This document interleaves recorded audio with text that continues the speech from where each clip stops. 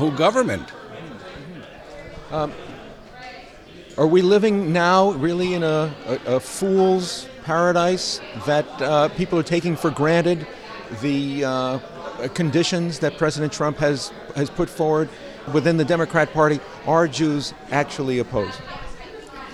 I think that people have to realize that the Jewish community today is not the Jewish community of our fathers and grandfathers. And they're going to vote for who has the liberal position. That's become, for many of them, that's their religion.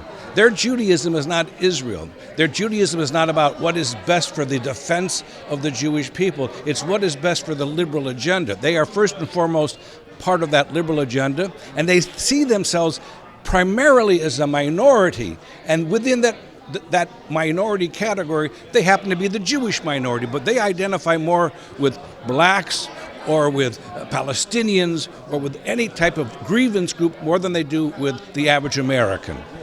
But among modern Orthodox, there's a lot of Democrat dogma as part of their own doctrine.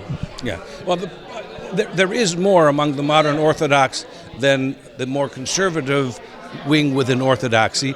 Part of the problem is that modern Orthodox, in trying to be what they consider modern, they're trying to get out of what they call tribalism, and they want to be more integrated into the intersectionality. They think that is what is modern. And so they do tend towards those types of ways of thinking. I think it's quite dangerous to the Orthodox community because if you look at the Chumash, you look at the Torah, there's nothing more central than the idea of Israel and Shabbat. It's very central. And to say that you believe in the existence of Israel means nothing. Everybody believes that France has a right to exist. The Congo does. But it's how much you're willing to look at Israel as something particularly Jewish, promised to the Jewish people, which means their borders, their right of defense. And so we do have incursions into some of the more left wing of the modern Orthodox, but also remember, the modern Orthodox has also given us religious Zionism as well. Let's talk about anti-Semitism from minorities, and by that I mean particularly from Muslims and Arabs, Right. and from blacks and Hispanics, which have been manifested in the New York area around Hanukkah 2019 in attacks on individuals, not just on the Israeli consulate, which would be a political act, but actually against Jews. And this is an issue that in New York City has not been, under Mayor Bill de Blasio, has not been prosecuted, even spoken out against street crimes against visibly Orthodox Jews. What's the holdup within the Democrat mindset?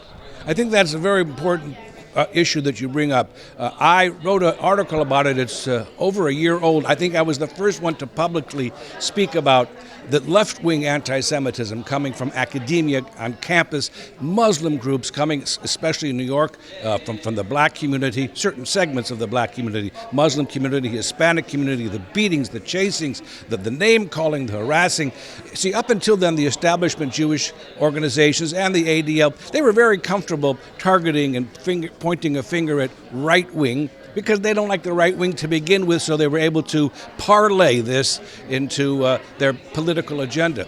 But the anti-Semitism coming to America, the more danger is coming more repeatedly from the left wing, and it's more dangerous because the left owns the culture. Everybody agrees, everybody in the country, and law enforcement too, that right-wing anti-Semitism has to be stopped. Nobody wants the KKK, nobody wants the neo-Nazis. However, we don't see people trying to stop what's going on campus, and we see people out of political correctness afraid to point to the anti-Semitism among minorities, if it's the Islamic or if it's the black or the Hispanic community. So it's more dangerous that way, not only because it's more widespread, but because the people in the official position to stop it are reluctant to do it. It's not politically correct. They're also on the left. But wasn't there this big march across the Brooklyn Bridge? The march across the Brooklyn Bridge, I'm glad they had it, and it went from Manhattan down across the bridge into downtown Brooklyn. That was mostly a face-saving demonstration for those Democrats who had not done anything. Chuck Schumer had not done, Nita Lowey, Elliot Engel, all these people that were allowing Ilhan Omar to sit on these committees. and all these people that were allowing Rashida Tlaib and Cortez, who were spewing forth this anti-Israel, anti-Semitic rhetoric, and they were saying nothing and doing nothing. And even Chuck Schumer lives in Brooklyn. He did nothing, and this is his own district. This is where he lived. This was a chance for them to be able to take 2 hours out of an afternoon and say that we're against anti-Semitism. But even then, they didn't point to the source, that was coming out of the black community or the Islamic community or the left wing or the campuses.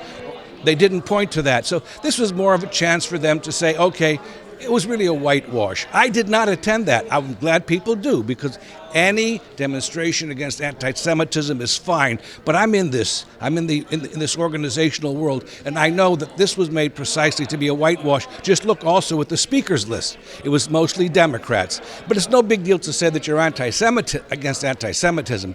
The big deal is to admit that it's in your own ranks on the left. It's in your own ranks in the Democrat Party, and they didn't do it.